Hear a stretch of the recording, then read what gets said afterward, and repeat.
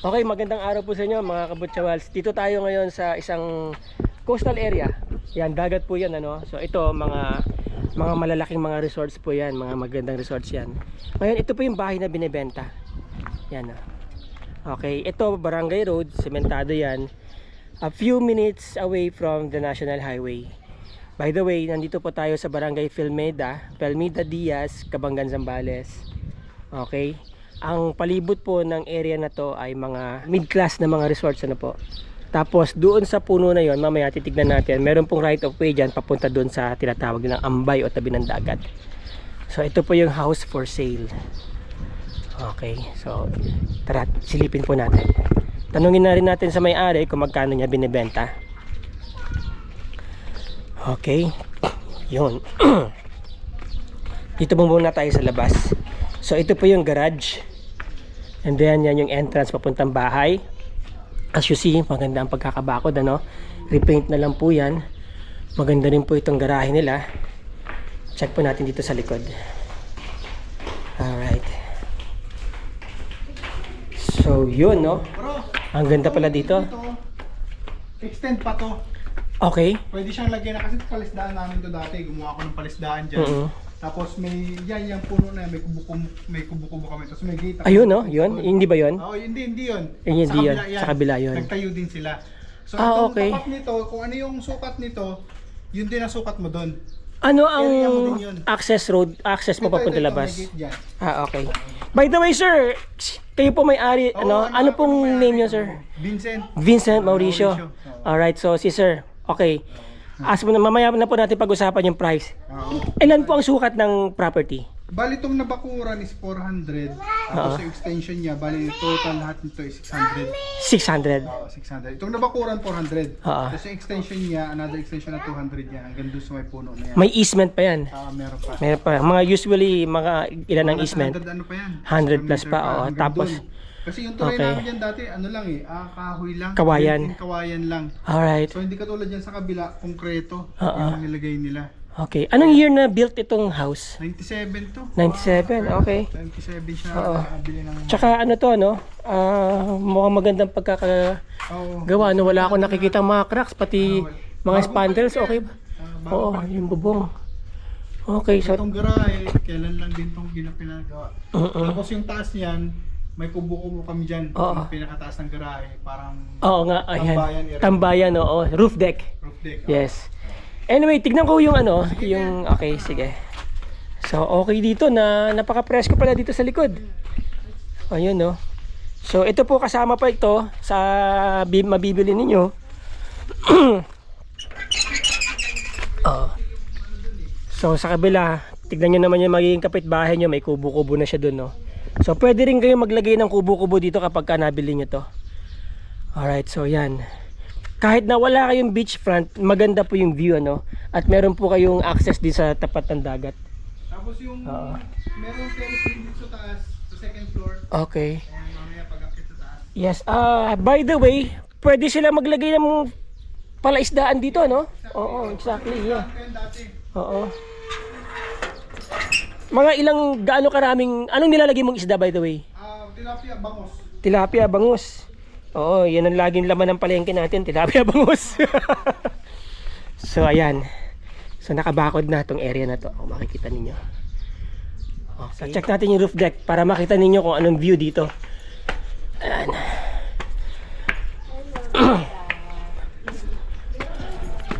Wow. Yun, no? Diba? Oh. Mountain view.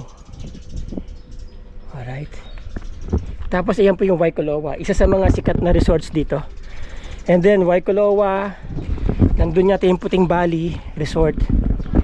Yan. Yan na yung dagat, oh. So kung magpapalagay pa kayo, maglalagay kayo ng mataas na building dito, makikita nyo talaga yan dagat. Ito yung White House, Puting Bali Resort. Okay. Yes. Maganda pa po yung bubong.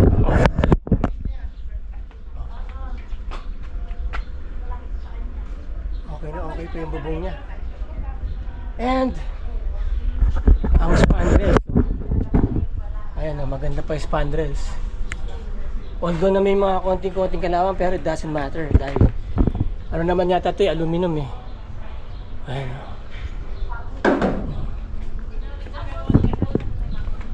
Alright. Aba tayo. Okay. Alam mo nun, si mami mo, ano, nung wala pa kayong bayad sa bayan. Ayan. Alright, check natin yung loob mga kaibigan. Mga boss, manager, amo. Ito Yan. yung pinaka-salas sa baba. Okay. Kasi pag kung titignan mo itong bahay na to parang bungalow lang siya, pero up and down siya. Parang ito yung pinaka-basement na kusina. Tapos may extra room dito kuya. So dun tayo kanina, yun yung gate kanina na binuksan natin. Ito yung dating kitchen namin. Okay. Ginawang kwarto. Yan, kasama na yan pagka binili? Ayan po yun lahat. Ito aalisin to. Ah, yung kahoy na yan. Ito aalisin to kuya. Ito. Itong nasa for kukunin to. Ah, okay. Pero the rest mostly iwanan. Iwanan na. Yan. Ayun, ito yung mga built-in na built-in cabinet. Oo. Siguro iwanan din ng mga few Few things. few things lang pero hindi siya bawak-bakin kasi Okay, built- okay. Ito extra room. Dating Yun. kusina. Ah, okay. Dati siyang kusina tapos gagawin siyang extra room para may mga extra bisita. Okay. So, yan, no? Oh. Nice. Buhos, ano? Kaya buhos lahat yan. Oo. Ginasusan to. Yung ano na to, Tsaka mukhang matibay ang pagkakagawa, oh.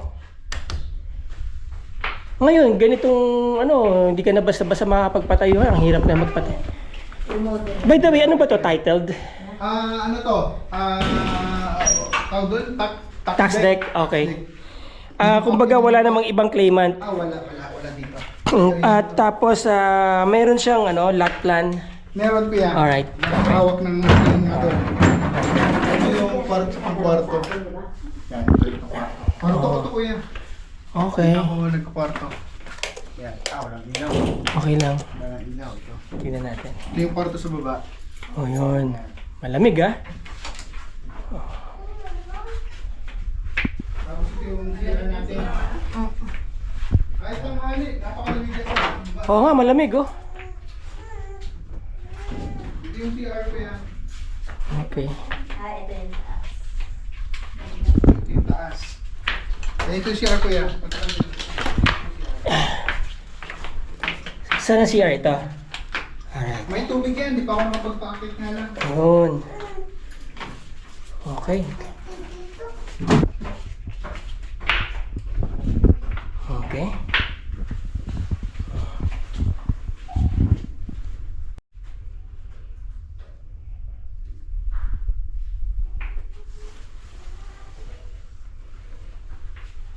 So, mababa lang ang kanyang ceiling. Okay. Alright. Dito, maganda. Tayo.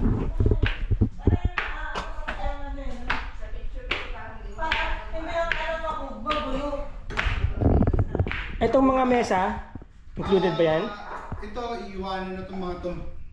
Itong mga built-in. Okay, mga built-in. Siguro, possible maiwanan to. Possible. Oo. Tapos yung mga iiwanan na yung mga nandyan. Ito mga parang chandeliers. Yung mga iiwanan na lahat yan. Okay. So mayroon din nga mini kitchen dito pala. Mini kitchen sa taas to. Oo. Para pag may sa baba, pwede naman ng sa baba lang. Then sa taas na lang. Oo. Okay. Ayan, oh. Ito built-in cabinet ba to? Hindi, kuya. Yung iiwanan yan. Yung Iiwanan din yan. iiwanan yan. Okay. Basta mostly dito is iiwanan. Aha. Kasama na. Siguro kukunin lang yung bar. Itong sa alas yung last supper sa baba. Aha. Kung may iwan ito, kukunin. Dami gusto mo dyan yan. Ayan, oh.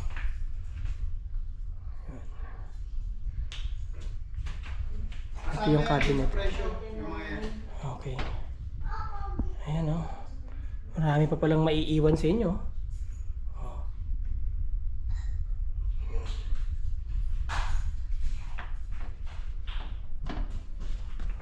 Ang ganda yung cabinet, ha?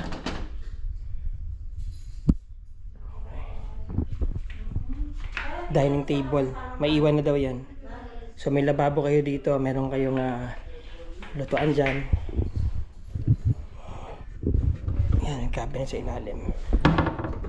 Okay, maayos po lahat ng cabinet. Okay, prep table. And then, may living room dito sa taas. Ayan, oh. Ayan.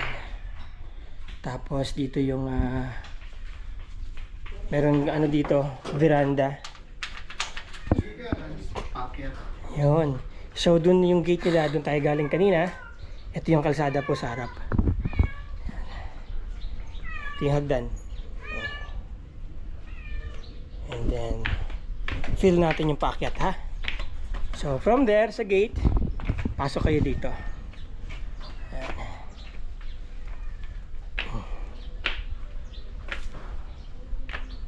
Okay. So, ito yung pinaka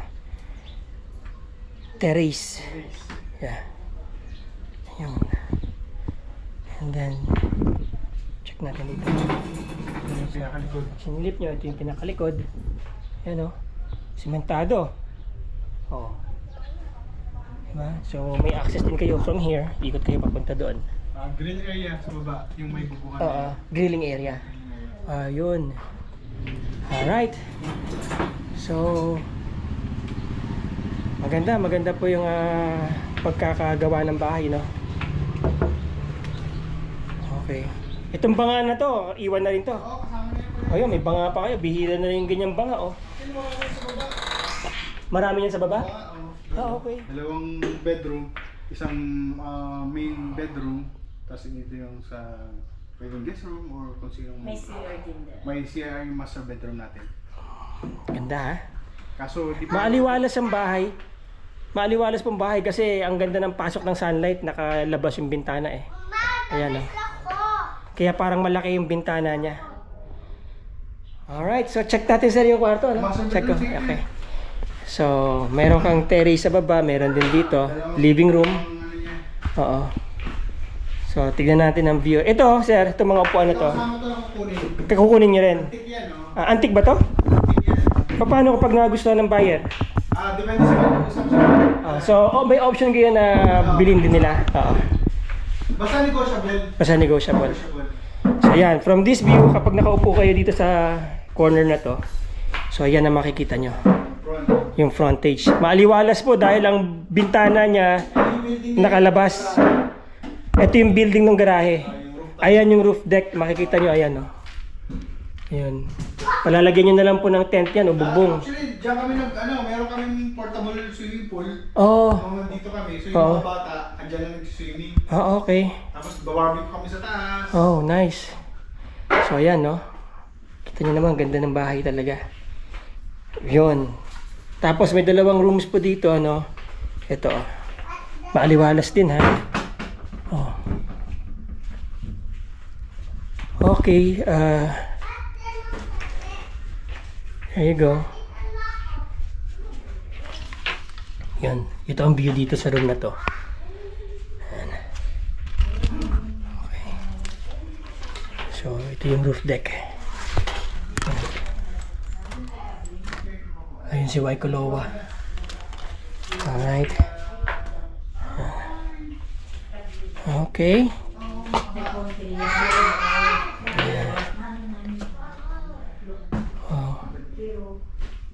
Itong room na to may sariling CR. Probably this is the master's bedroom. There you go. So, naka-enclose na yung shower area. Ay, mga konting repair na lang. May cabinet na sa loob. Maganda pa mga kisame, oh. So, ito. Tanong natin kung kasama tong kama dito. Buksan natin ilaw. Yan. Yun. So, yan, oh. Ganda ng bed. Tingnan natin yung view dito sa kwarto. Yun. Okay. Ano. Maganda yung bed, ha? Solid. was from this bed. So yan ang view nyo. Diyan yung TV, di ba? Okay.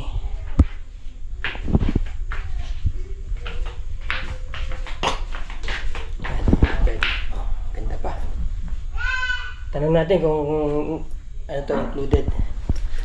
Alright. Solid din ang mga picture. Usapin natin si Sir Vincent tungkol dito sa presyuhan. Okay yan mga kabutsawals ha. Baka sabihin na naman nyo dyan, nagdadagdag na naman ako sa presyo. Hindi po ako nagpapatong kung anong presyo ni Sir. Yun po magiging presyo natin dito sa ating channel. So Sir, magkano ang presyo nyo dito? So bali ang pinaka-price na binigay ni bossing natin, si Mother, is 6.5. 6.5 Pero M. negotiable yun. Negotiable. Negotiable yan. Depende sa usapan mamaya. Yung kama po dun sa loob, Ay, ano na yan? Yan na yan. kasama na yan. Kasama yan. Okay, ako na po tatawad sa inyo. Tanong natin kay Sir kung magkano ang pwede niyang isagad ng presyo. Let's say spot cash, babayaran niyo ng cash. So magkano Sir, just in case? Spot cash. Siguro, pwede nating ba ng ano? Ng... Magkano ba ang ano mo? Nausapan niyo ni Mother din. Yung fix niya. Mga 6. Depende. Pwede natin ibigay ng 5.8, 5.7. Alright, so narinig niyo yun. Pero siguro, sa kanya na lahat. Depende yun ha. Ang capital gains sa inyo, syempre. Oo. Ngayon, babigay nila ng pinakamababa, ang transfer, kayo na po ang Lahat ng mag-asikaso gastos ng transfer. sa kanila sila nang magbabayad. Okay. Lahat. Ano Pwede po ang natin ibaba sa presyo. ano po ang hawak niyong documents? Lahat actually, lahat naman dito, tax deck lahat. Tax deck lahat dito. Tax Pero deck pwedeng lahat dito. patitlean. Pwedeng patitlean kasi hindi namin pinatitlean kasi medyo, syempre, nung araw medyo may kamahalan pang patitle. Oo, ngayon, Yung title nung ano is nasa pinaka-may-ari pa nito, yung pinaka-matanda na pinagbilihan namin. ang tax deck po, kayo na pangalan. Nasa kanila pa rin. So kami pa rin, pero kami na nagbabayad. So, paano po i-transfer yan? Paano?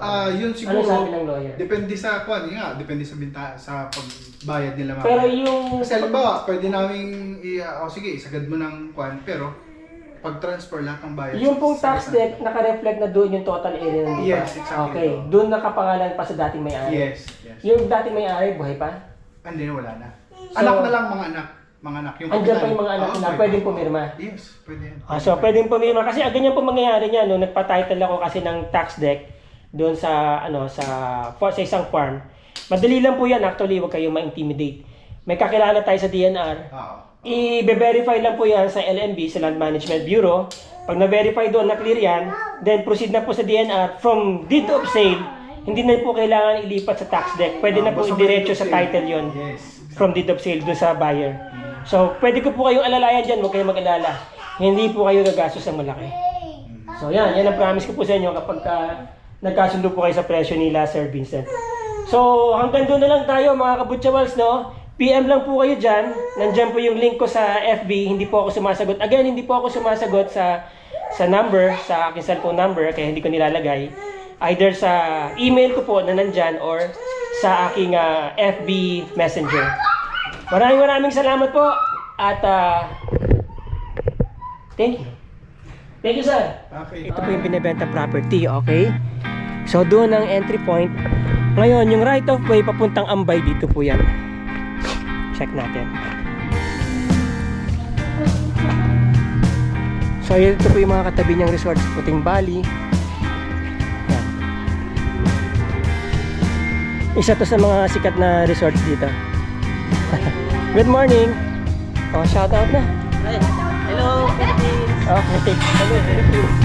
So nandito po yung ayan ganda no. So nandito po yung access papuntang dagat. Yan. Yun. So nandun yung bahay na binebenta. So dito yung access papuntang dagat.